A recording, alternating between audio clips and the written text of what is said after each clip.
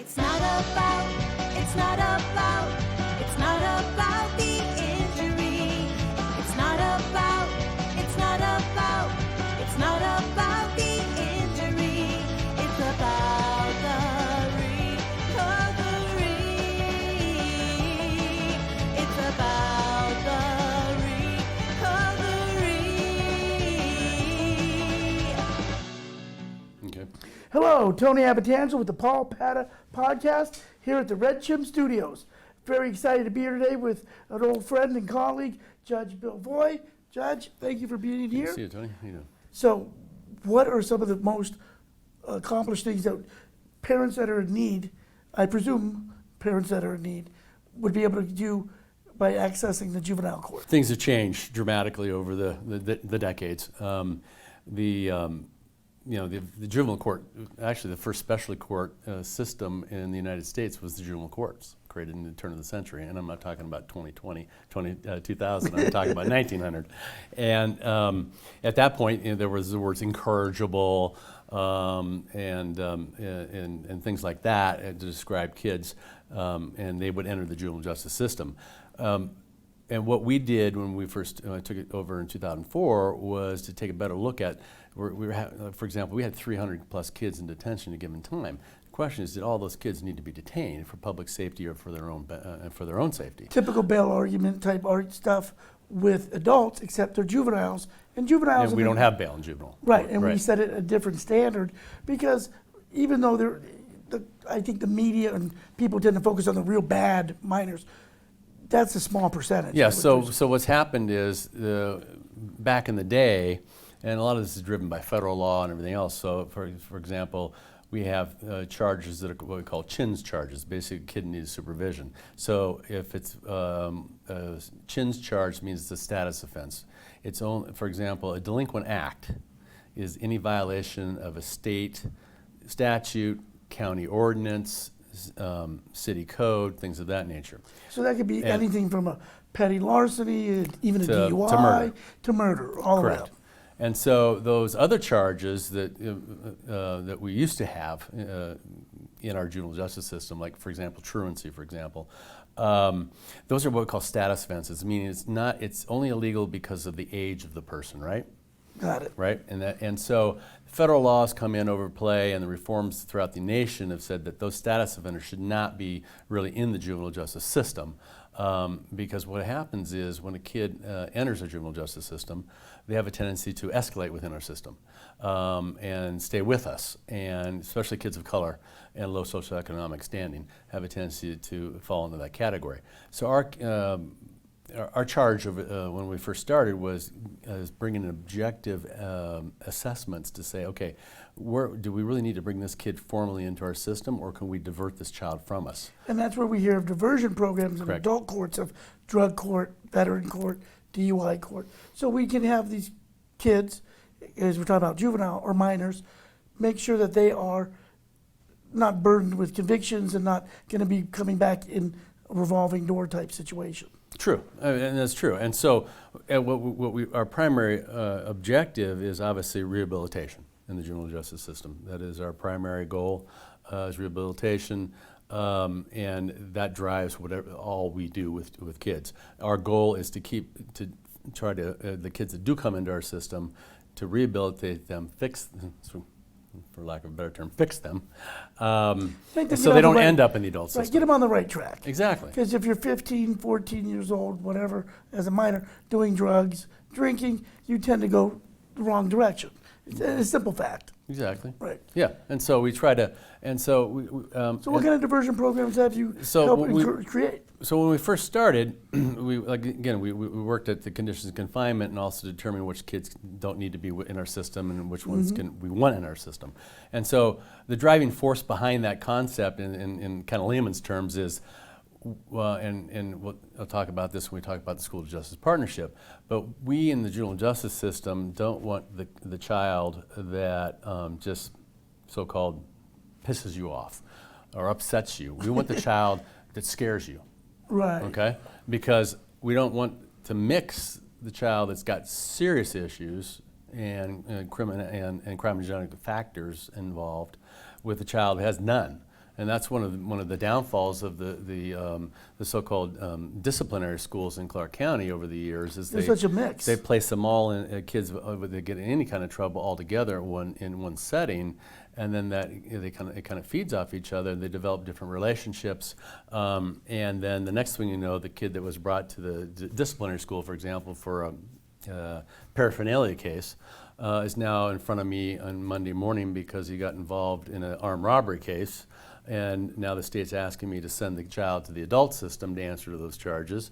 And it all stems back from them being removed from their home school, placed in another setting with other kids. And curfew sounds like a good example of the kid that pisses you off compared to the kid that's committing serious crime. But that's a warning sign. Right, So right, yeah, so it's what, a what heads up. happens in that discussion that they have with the probation officers, okay, what's Johnny's issues and what's going on with Johnny? Getting children and family hooked up to the right intervention or services, whether Okay. it's mentoring or maybe some drug treatment, mental health issues, things like that, right? So we identify those issues, and if we can plug them into the system, get them connected with folks to provide those services, decrease their risk factors, increase their protective factors, the likelihood of them coming back to our system on more serious cases is diminished. And so far, our return rate on our diversion court, for example, is less than 10%. And that was one of the programs we developed early on. So you see that positive, response, and They didn't come back. that's it. Yeah, Just like in and adult it's- court. yeah. Same thing. Let's get to the root of the problem. Drugs, mental health, alcohol, And then whatever it is, let's address those needs. Let's keep them Right. from coming back. We got plenty of business. Let's keep out these people, whether they're youth or adults, from committing more serious crimes. Like you said, like we've talked about, it's who you hang around with. So when these kids are at their home school, and they're hanging around some punks and pain in the ass kids, that's one thing. But when they start getting around kids that are really committing crime, and they're on that fence, those potentially good kids can fall. And we want to avoid that. Is that what I'm hearing? well, that plus also help fix the kids that are having issues. Well, of right? course, but I mean, Right. that's like that early, the curfew But that's ones. that early diversion type program that we developed. And so one of the other areas in the diversion area we're talking about is once that was rolled out, then we went to the school district and said, listen, we don't want we want you to deal with school-based behavior in the school settings and not bring those to us in the juvenile setting.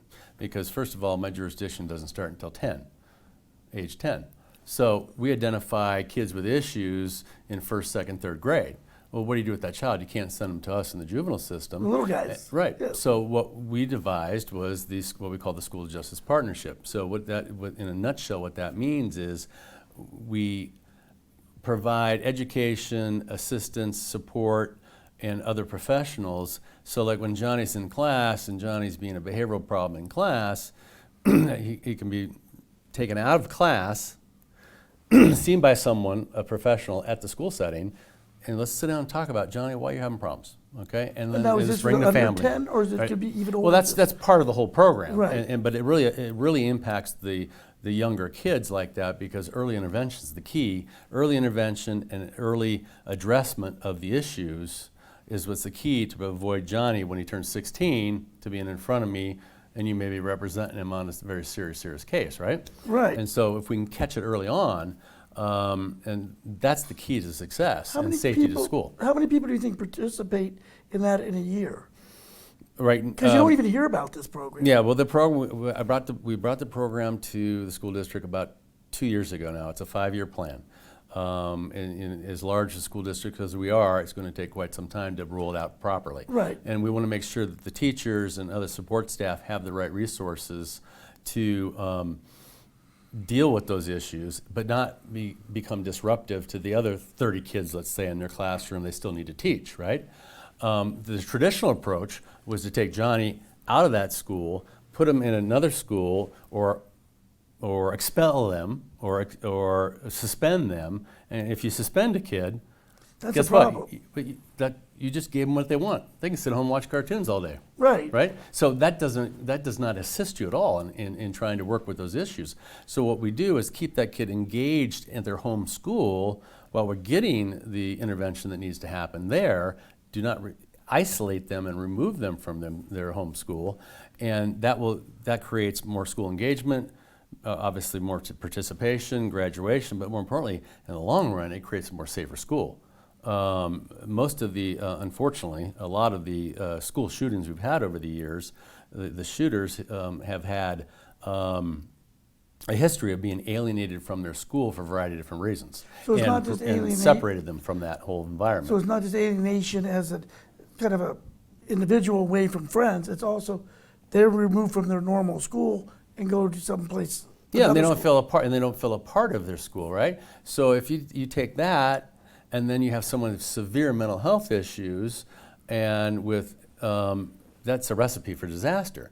And so again, the goal of the School Justice Partnership is to create that safe learning environment, but more importantly, get these issues identified and addressed sooner than later, and keep these kids engaged in school. And it's been successful in many jurisdictions throughout the United States, small schools, large school districts, and that's what we're currently in the middle of doing here in Clark County. And before we continue on that topic, let's take a quick break here at the Paul Padda Podcast. Thank you for listening. Come on back after the intermission. Hi folks, Paul Padda of Paul Padda Law. Paul Padda for the people with another great pointer. You know, one of the saddest type of cases that we get, and I've handled before, are nursing home neglect cases. These cases really break your heart. These are cases involving often elderly folks who are in a assisted care facility or a nursing home, for lack of a better way of putting it, where they're supposed to receive medical care. And as a result of not getting the proper medical care, some of these folks get bed sores, their clothes don't get changed. Maybe in the most extreme situations, they're subject or manipulated into financial exploitation by a member of the staff at that nursing home who gets them to sign over documents or give them money, etc. It's horrible to think that that could happen, but guess what? It does happen. And at Paul Padda Law, we have the resources and experience in handling these kind of cases to get you a great result. If you have a loved one who's been in a nursing home or has experienced abuse in a nursing home, give us a call at Paul Padda Law. We know how to handle these cases, and we know how to get great results in these kind of cases. Paul Padda Law, here to help you. Hello, Tony Abbatangelo with the Paul Padda Podcast from Red Chim Studios, once again with Judge Bill Voy, who's been a juvenile district court judge for 20 plus years, talking about a lot of reforms that have been going on in the juvenile justice system to help minors make sure that they're more productive citizens as they become adults. We left off talking about sex trafficking, and a lot of minors get involved in that, thinking that, in my opinion, thinking that it's a great way to live, and there's a lot of false beliefs in that system. What's the reality, and what are we trying to do to change that? Okay, so the reality is that these kids come in all different shapes and sizes and all different issues. And so right now, up until this point, all we've had was to bring them into detention for a short period of time and then send them back out. And the majority of these kids run from us before we get a chance to break down those barriers and get through to them and get them to recognize that they need us to help them through all the trauma and everything else they've Because suffered. they view authority as the enemy, it seems like. Is that They correct? can, yeah. But And that's why it's tough to break down a barrier. well, it's just that there's a lack of trust there, you know, and it takes me many months dealing with some of these kids, and you develop a trust factor and bond over time, but it takes time.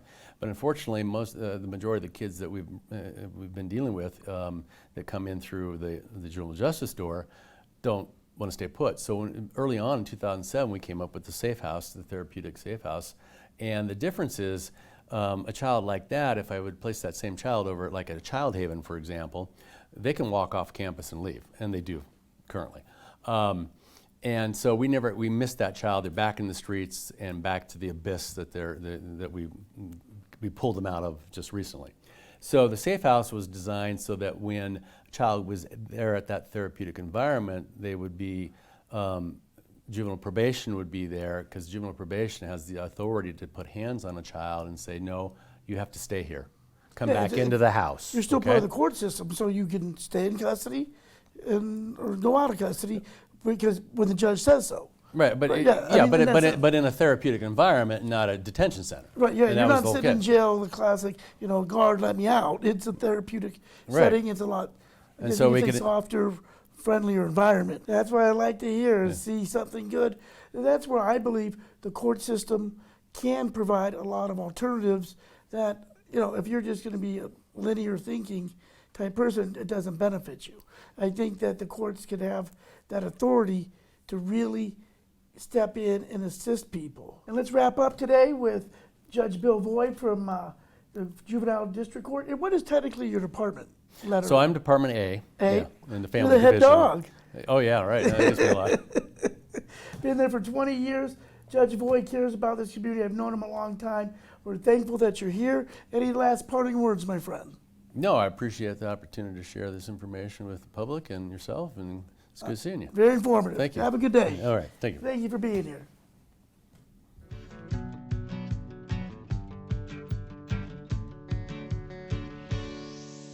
It's not about